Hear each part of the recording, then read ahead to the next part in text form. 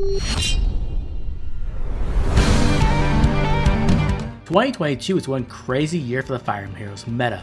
After all, this year we not only had the Itfailed meta to consider, but the Summoner Duels meta as well. So what better way to discuss the meta than counting down the top 10 meta units of 2022.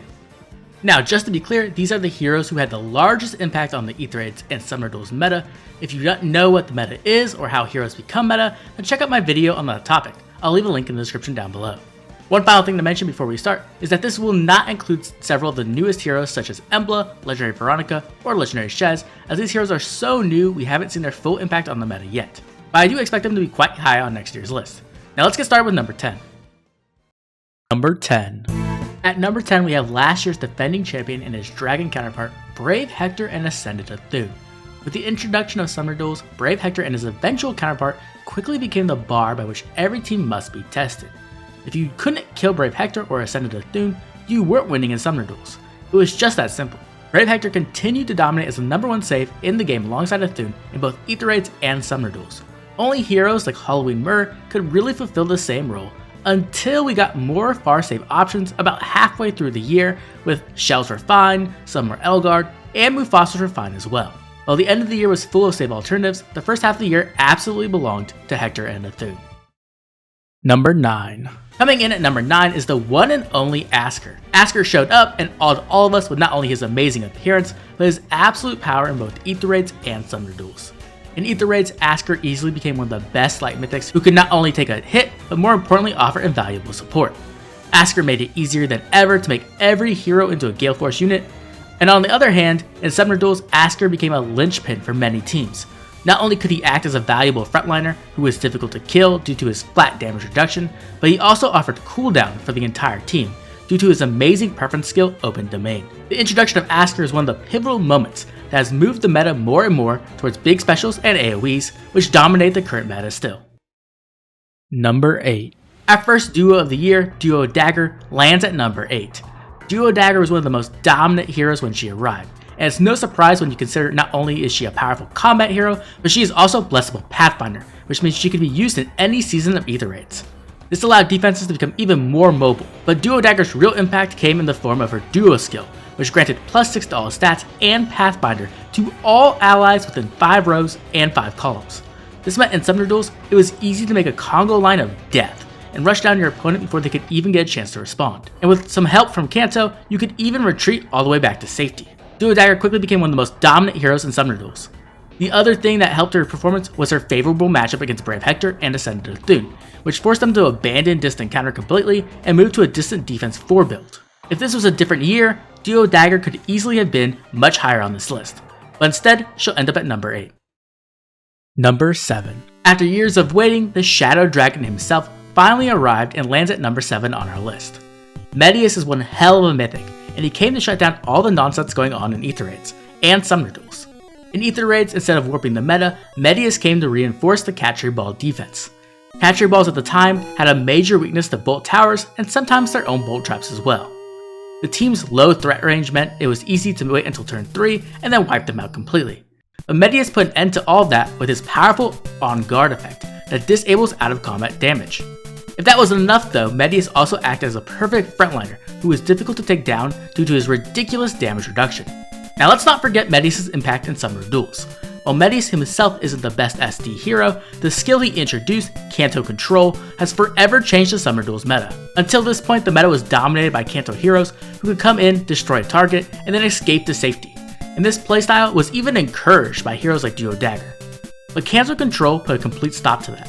For melee heroes it acted as a major hindrance, but for range heroes like Yuri and Atri, it left them completely stuck in their tracks, allowing for the enemy team to murder them outright. The introduction of Medius with Kanto Control forever changed the SD meta, and it's never going back. Number 6. Speaking of menaces, Yuri cantos his way into number 6. At the beginning of the year, it wouldn't be an understatement to say Yuri was possibly the best hero in the entire game. In Itfailed, Yuri hit and run was an absolutely dominant strategy.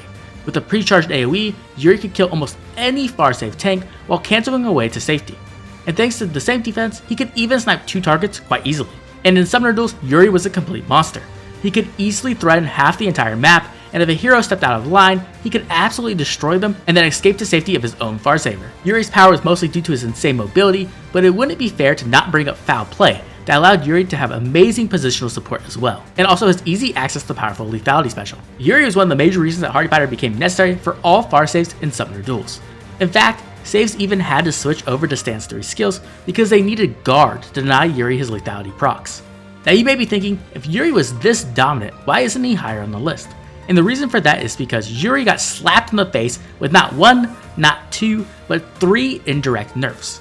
First, in Ether Raids, they introduced the Hex Trap, which couldn't be ignored by Disarm Trap, which severely hurt his hit and run strategy. Second, Medius brought in Cancel Control, which essentially put Yuri on a leash and took away his shoes.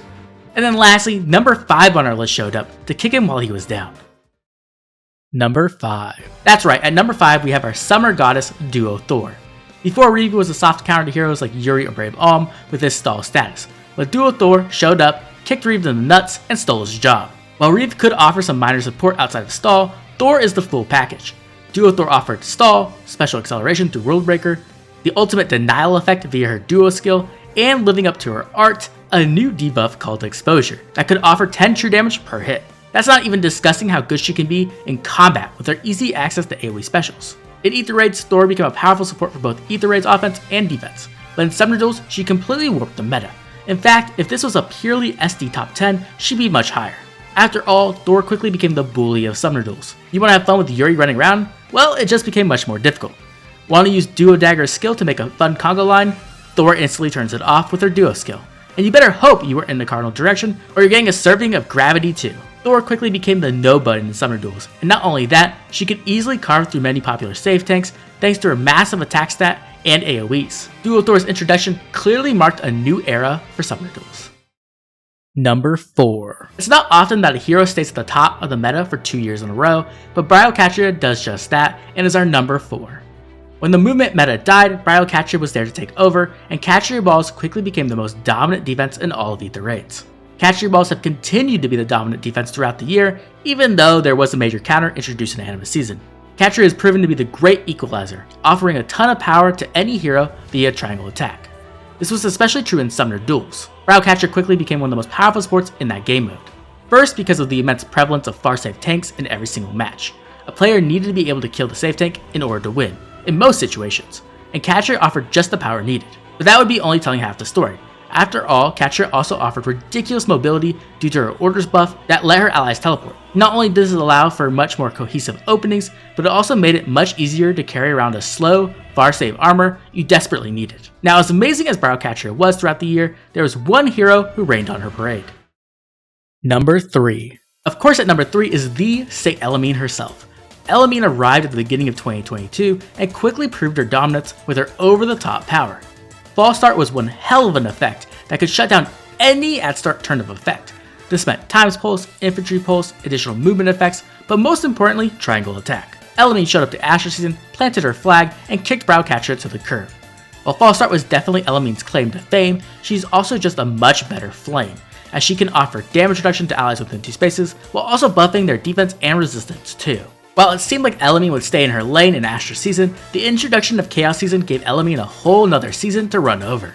When it came to Summoner duels, Elamine was seen sometimes, most often in stall teams or raid boss teams, but Elamine's meta dominance was absolutely in Ether Raids, and it doesn't look like her reign will be coming to an end anytime soon.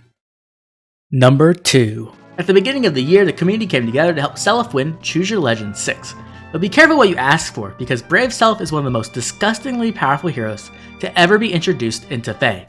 He's essentially what you get when you combine the movement of Legendary Sigurd, the firepower of Legendary Alm, and throw in a miracle effect for the fun of it. Seliph just does ridiculous damage while threatening half the map, and the worst part is, he's super difficult to kill as well. After his release, Seliph quickly took over every meta he could touch, from Ether Raid's offense to defense and especially Summoner duels. This was mostly due to how broken he is, but also due to the fact he was a free-to-play hero as well, thanks to the Choose Your Legends free unit bonus. In today's meta, Brave Seliph is a hero you always have to consider when building any team in any game mode. Your near safe tank or frontliner can't survive Brave Seliph? Might as well throw them away. That new Summoner duels map looks fun? Better make sure you have a way to deal with Seliph running you down on turn 1. Brave Seliph is a hero you cannot ignore, and if it wasn't for one other hero, he would easily be number 1 on this list. But before we get to number 1, let's go over a couple honorable mentions. At number 12 we have Harmonic Sonya, who made quite the splash in Summoner Duels. In Ether Raids, she's a decent defense option, but in SD, she's an annoyance with extreme threat range and easily charged AoEs. Sonya's flying mobility and ridiculous teleportation made every match of Summoner Duels horrifying, because if you positioned a hero wrong by one block, Sonya could teleport in and AoE your entire team, which could easily lead to an instant defeat. And that's not even considering her powerful harmonic skill that granted 2 cooldown to heroes from Awakening and Echoes, which include a ton of meta powerful heroes. This harmonic skill allowed Sonya to offer powerful support and further push the special meta, as some Farsaves even decided to use Miracle thanks to her help.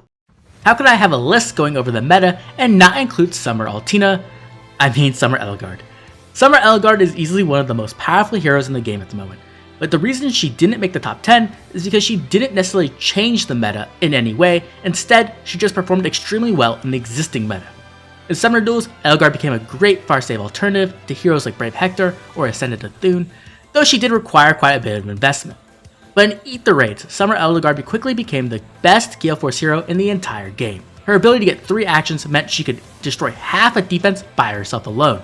The Brave effect in her weapon allows her to easily one-round a majority of the entire cast, and her introduction of Assault Troop gave her ridiculous mobility through its warp effect. When it came time for the Ether Raids defense meta to respond to this ridiculous threat, in all honesty, it didn't change much.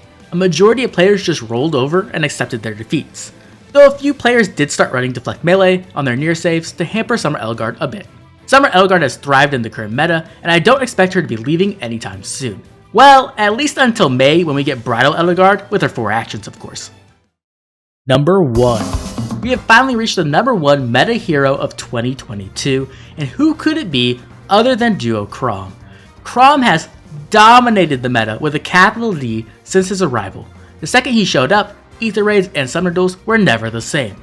One of the best examples of this was the death of Ascended Fjorm. Fjorm had quickly made a spot for herself in both Ether Raids defense and Summoner Duels, but Chrom completely shut her down and sent her back home to Nifl. To be fair, she wasn't the only one though. With Duo Chrom's easy access to Deadeye, a majority of Farsaves were in trouble. After all, in Ether Raids, we finally had a legendary Chrom who could be used in every season, and he was stronger too. This pushed a lot of Farsaves out of the meta completely, while others had to adapt and start running Hardy Fighter to ensure they could survive. And on offense, Chrom offered cooldown reduction to all kinds of teams, such as Gale Force or even Hit and Run. Now when it came to Summoner Duels, Duo Chrom immediately became the most prevalent hero in the meta. His ability to charge his own special and ally special, reposition them, and grant himself another action was just stupidly good in SD.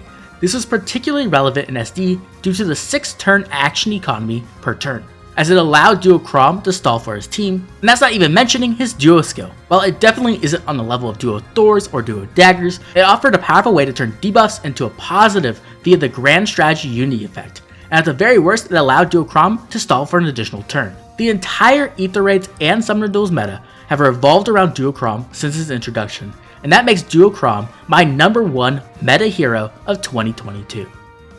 Now I'd love to hear from you. Did you agree with my list? Would you switch some heroes around, or maybe you'd put completely different heroes on the list?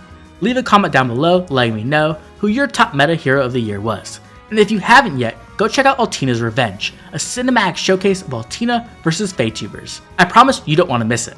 If you enjoyed, like and subscribe. This has been Oblivion. I'll catch you all later.